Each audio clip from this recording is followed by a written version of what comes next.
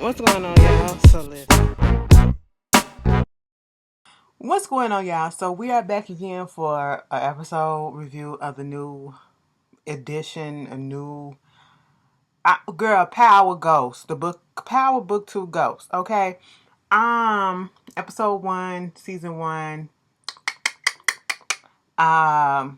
What's this called? The Stranger, or whatever. I'm going to give my honest opinion, and I'm going to listen, this review probably won't be like my regular reviews, like when I begin so in detail or whatever, because for some reason, I don't know if it's the day, I don't know if, I just really wasn't motivated to watch it, okay? And truth be told, I didn't even see that many people tweeting about it on my timeline like they usually do. And I'm pretty sure that they were tweeting about it because it was trending at one point. But it just really wasn't on my timeline like when the regular Power was on. And, a lot of people feel some type of way because Tommy's not on there. My whole thing is maybe if Tommy was on here a little bit somehow, some way, it would have popped a little bit more. But Tommy's getting his own spinoff, and I'm actually looking more forward to looking at Tommy's spinoff than I am this whole thing with Tariq, because Tariq done pissed us off, or at least me off so bad in the last 2.5 seasons of Power, that I was like, do I really want to sit here and watch or review a whole season of Tariq trying to be the main man in charge or whatever? And so, I don't know.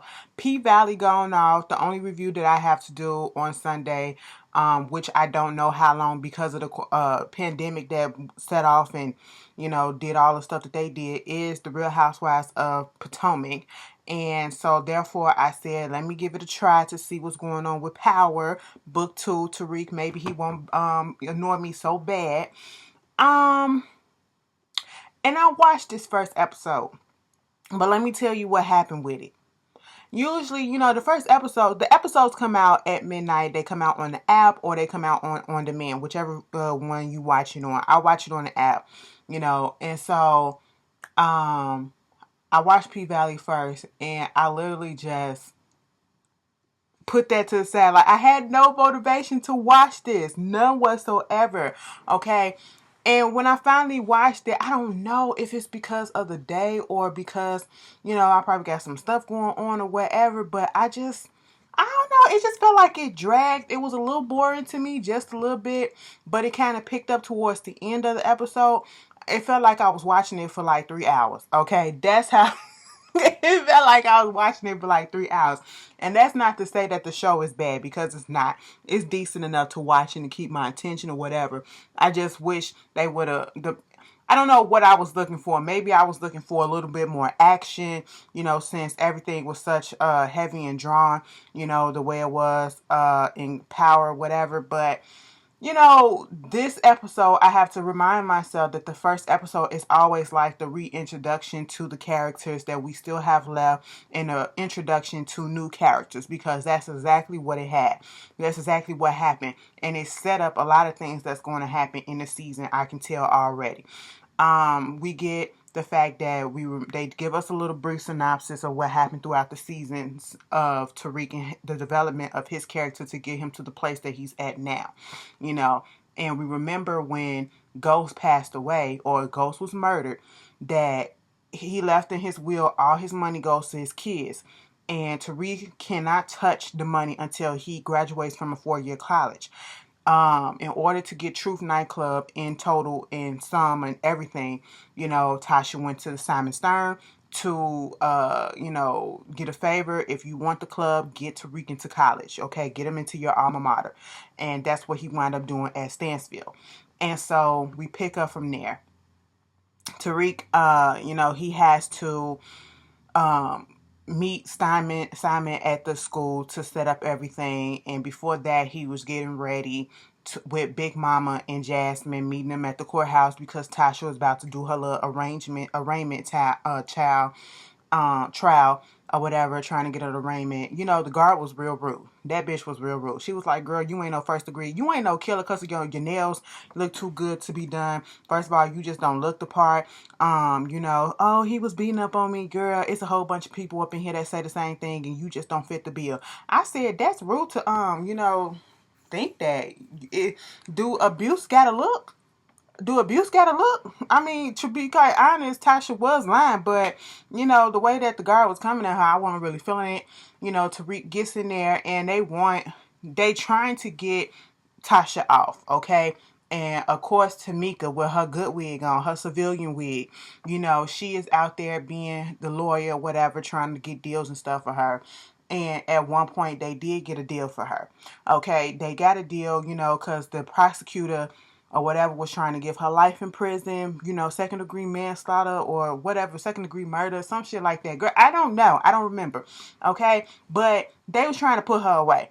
Okay, and Tamika went into her bag and she started putting on the table in front of the prosecutor because they was trying to Tamika and them defense was basically saying that,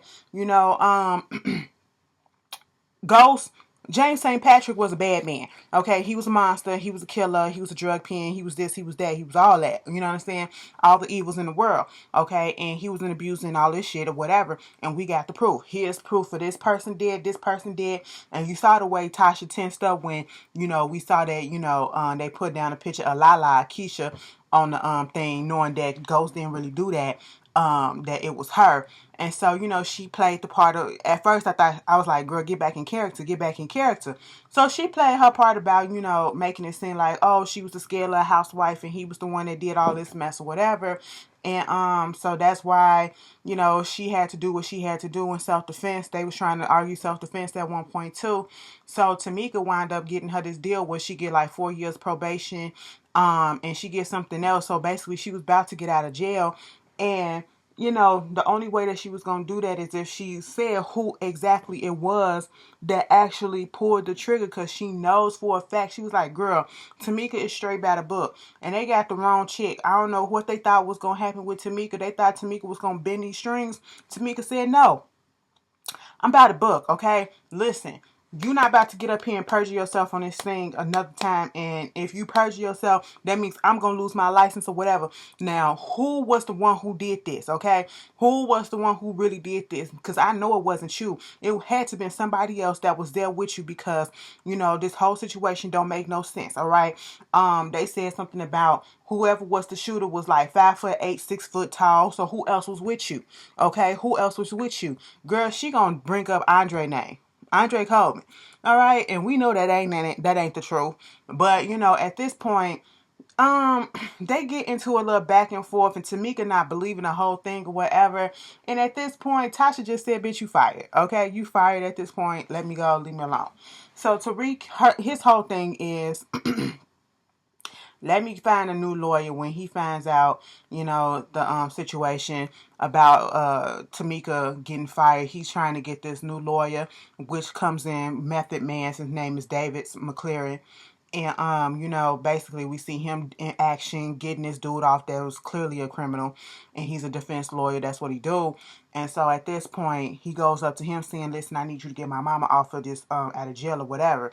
He was like, "Look, boy, I don't work with people like you, okay? You can't even afford me. And not like people like you, like this ain't no plaything." And he was like, "Listen, my daddy was James St. Patrick, okay? He was a candidate for lieutenant governor, and this will be good for your career." He said, "Give me $500,000 and I'll see what I can do." So this made Tariq go back into his bag and try to connect with people to get some money to sell some drugs. He all up in the house, going through Tasha's old books and stuff or whatever, trying to find some old clients, trying to find Epiphany, the mama who she had selling her products out of the strip club.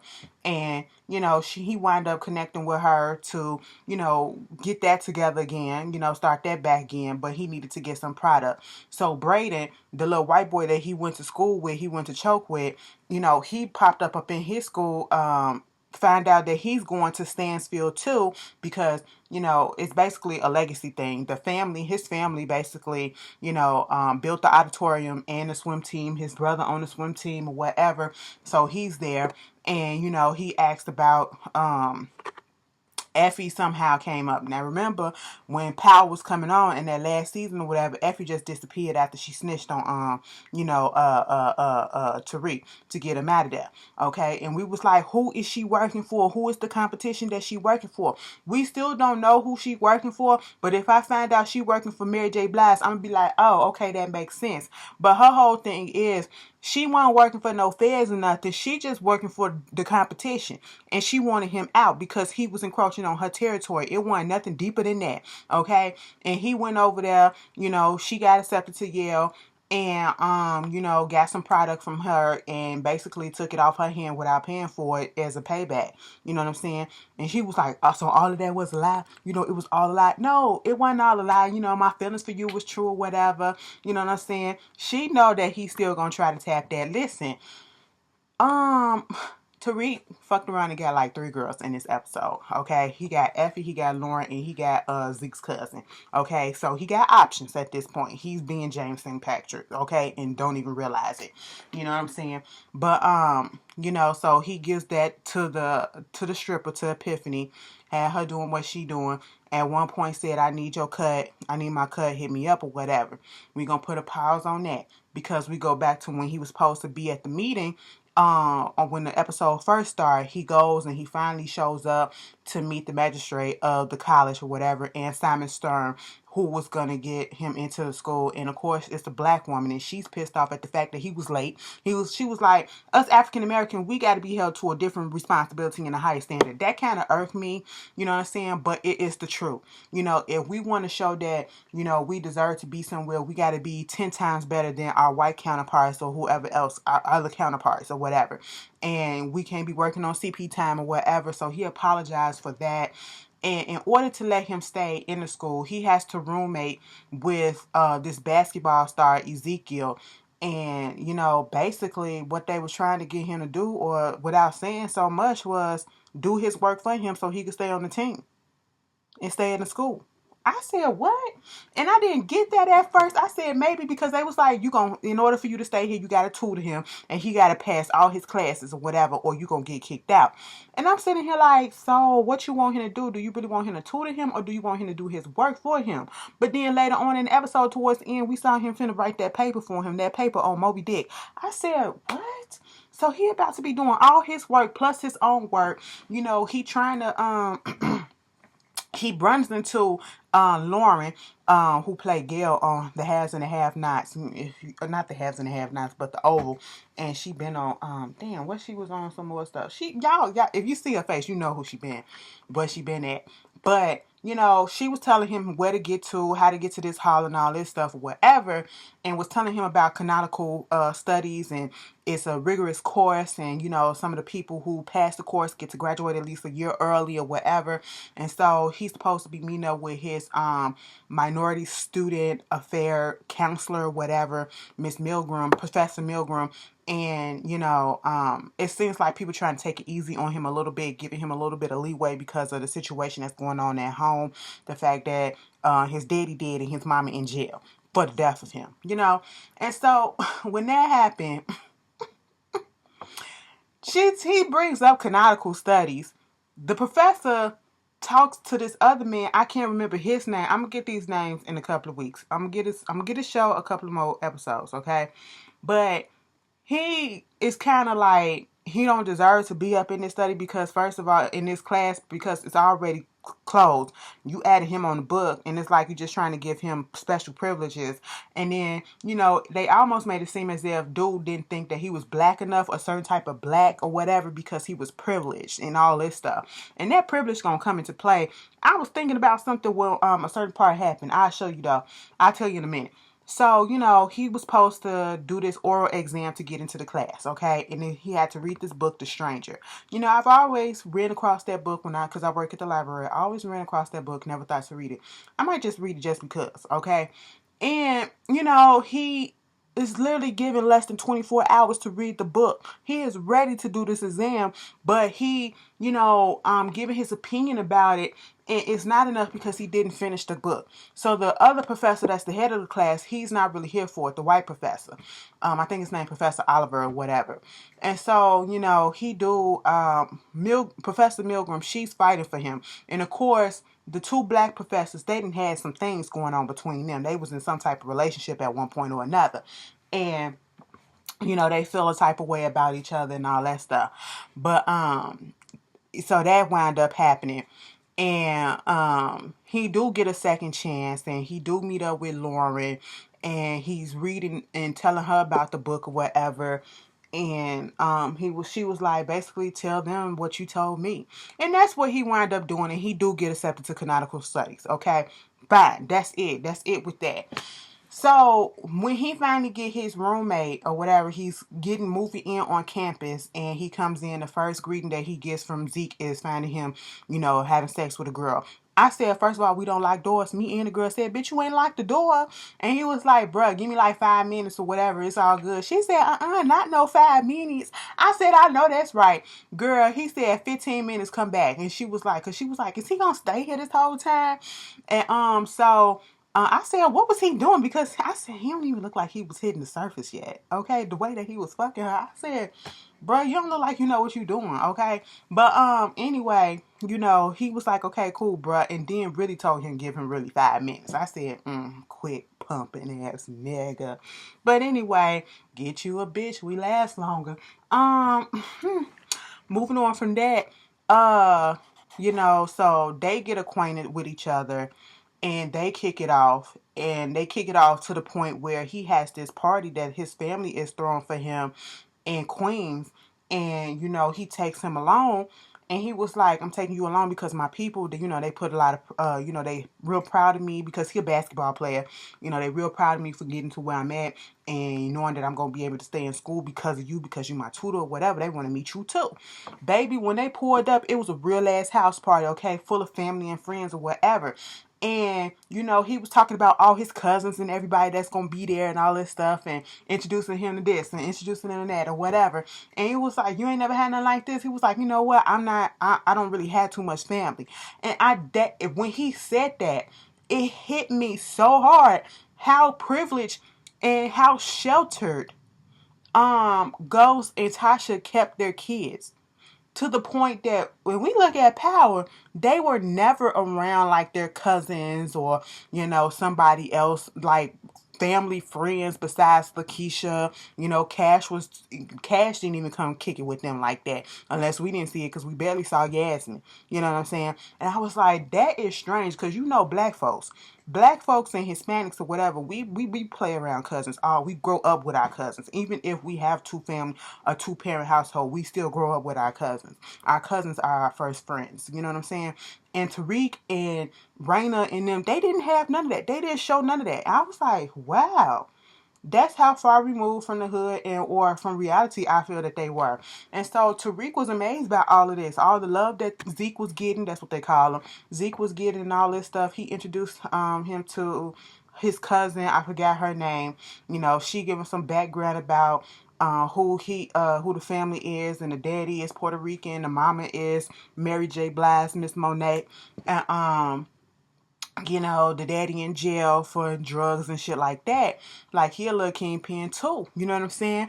And so at this point, he was like he had to go to the bathroom. He go to the bathroom, and once again, he don't knock on the door. The door is unlocked. He opens up the door, and oh boy, that's Woody the Great, the one that played Bobby Brown from Instagram, that played Bobby Brown in the Bobby Brown movie. He is on there getting sloppy top by some girl in the bathroom. I said, what? This is the second time. So y'all really, I related. You know what I'm saying? And so at this point, he closed the door and he let him do what he do, whatever. And he came out there. He was like, yo, that bathroom preoccupied. Did you notice the way when Zeke introduced him to his other cousins that was outside? One of the cousins looked at Tariq strange, like, who this nigga or whatever. And then he was like, some dude up in there getting a little service detail going on up in there. And his name is Cane. Woody the Great's character name is Cane. He's also Monet's son. I think he's Zeke's brother, older brother, whatever. And so, this other dude come out there and he was looking for his girlfriend. Come to find out, the girlfriend was the girl that was sucking Kane off in the bathroom. They get into a heated argument or whatever. The girl don't want to leave with him and all that stuff. And Monet, this is when we get introduced to Mary J. Blige's character. She come out there and was like, y'all need to cut this shit out. But then she said, you know what? Zeke, you come up in the house because this ain't got nothing to do with you, and we need to protect you, whatever, because you valuable to the family. You really getting out here for real, for real. Basically, you out here finna make this legal money, you know what I'm saying, for the family, okay? That's what we need to protect you, so we need to protect your body, your legs, and all that stuff, because we gonna stay there for the basketball court. So you go up into the house or whatever. And then, they try to break it up, told old boy, you need to get the fuck out, whatever. And the cousin gonna tell Tariq, well, he gonna be back. He gonna be back. It is what it is. They in there talking, and she was like, damn, I didn't think he was gonna come back this quick, but he sure enough came back. He was waiting for Kane to come down. He had a gun up in his pocket or whatever, and Monet was sitting there like, what you gonna do? And he was like, Kane, you gonna have to come out here instead of being saved and protected by your mom and all this stuff and woo woo woo. He was like, Kane, where you at? Monet said he right there with a shotgun waiting to your head. Okay, and he come walking up with the shotgun pointing at him. I said, all right, this one shit got good. This one the episode got good to me. Okay, I was like, now this is the gritty shit that I'm here for. I'm a hood rat at heart, okay? So I live for this type of shit. I don't want to be involved in it, but I live for seeing it, because I live in it. You know what I'm saying? But I was like, wow, okay, do what you gotta do. Then the cops pull up. And it was like, is everything okay here? Monet go talk to them. It was like, everything's fine and all that shit or whatever. Next thing you know, later on in the episode, we see that Kane went and found Willie, old boy, and killed him. And all Monet did was wipe the blood off of his face. I said, what? Mama and son. I said, this is another Tasha and Tariq. But what Tasha and Tariq should have been, if they would have kept it real trail, okay, and didn't forget their roots. Now, see, that's the difference between Tasha, Tariq, and Ghost and them, okay?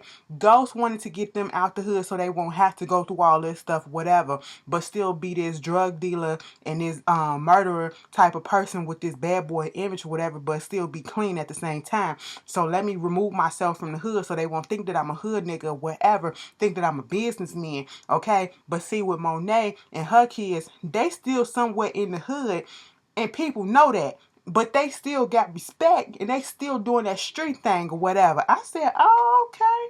You know what? I think I might like Miss Monet. I'm pretty sure I am going to like her, later on. After Tariq heard about the stuff that was going on with his mama and getting Tamika off the case and trying to get help, he uses Zeke's social media to basically force David's hand, the lawyer's hand, to come onto their case. And he only had $50,000 to give him. He said, this is good enough for 1 week. And he was like, this is all I need. And so, of course, he goes in there to talk to him, talk to Tasha about what was going on, because at first Tasha went and got a public defender. The bitch didn't know nothing that she was on.